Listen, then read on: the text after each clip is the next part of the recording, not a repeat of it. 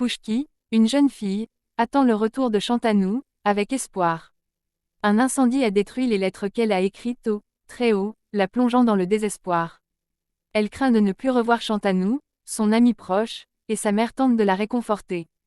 Takuma, la mère de Pushki, demande à Beauty, la tenancière de la maison, d'envoyer Pushki à l'école.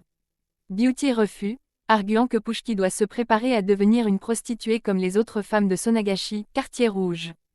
Takuma insiste, expliquant que les clients modernes préfèrent les femmes éduquées et sophistiquées. Beauty finit par céder, voyant l'école comme un moyen de mieux vendre Pushki plus tard. Shantanu, fils adoptif d'une famille riche, est inscrit dans une école prestigieuse. Pushki refuse d'abord d'aller à l'école, craignant de ne plus revoir Shantanu.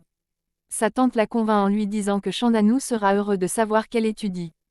Shantanu s'adapte à sa vie luxueuse mais pense souvent à Pushki.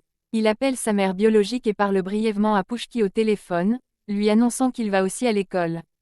Arindam, le père adoptif de Shantanu, cache des détails sur le passé de l'enfant, suscitant des soupçons.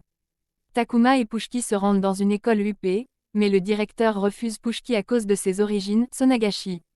Il craint que sa présence ne nuise à la réputation de l'établissement. Pendant ce temps, Shantanu est accueilli avec enthousiasme dans la même école.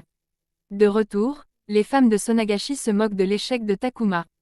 Beauty, furieux, impose à Pushki des bracelets de danseuse, symbole de son futur métier.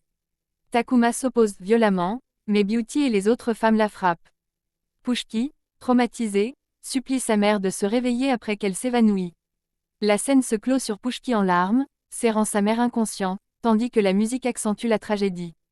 Cette histoire émouvante et dramatique suit Pushki, une petite fille innocente de 5 ans, et les épreuves qu'elle subit dans un environnement dangereux où des adultes mal intentionnés cherchent à l'exploiter. Pushki est enfermée par Beauty, une femme cruelle qui se fait passer pour une sorcière. Elle la prive de nourriture et la maltraite.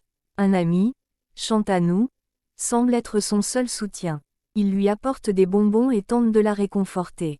Beauty utilise Pushki pour attirer l'attention sur les réseaux sociaux, la forçant à danser et à se produire devant des étrangers, dans le but de la vendre.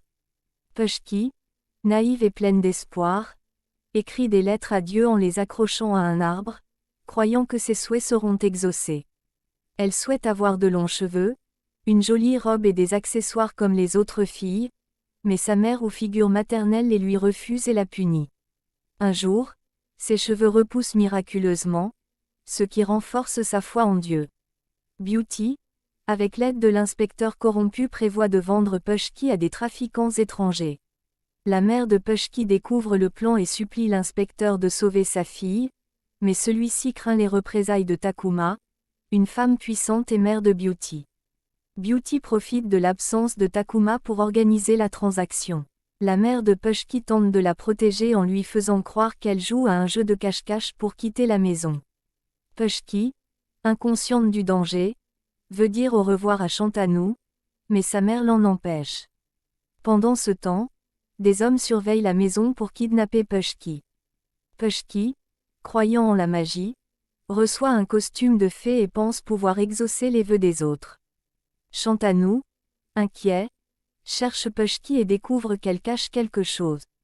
La mère de Pushki, désespérée, prie pour que sa fille soit sauvée avant qu'il ne soit trop tard. L'épisode se termine sur une course contre la montre. Beauty est déterminée à vendre Pushki. La mère et Shantanu tentent de la sauver. Pushki, toujours innocent, croit en la magie et en Dieu pour résoudre ses problèmes.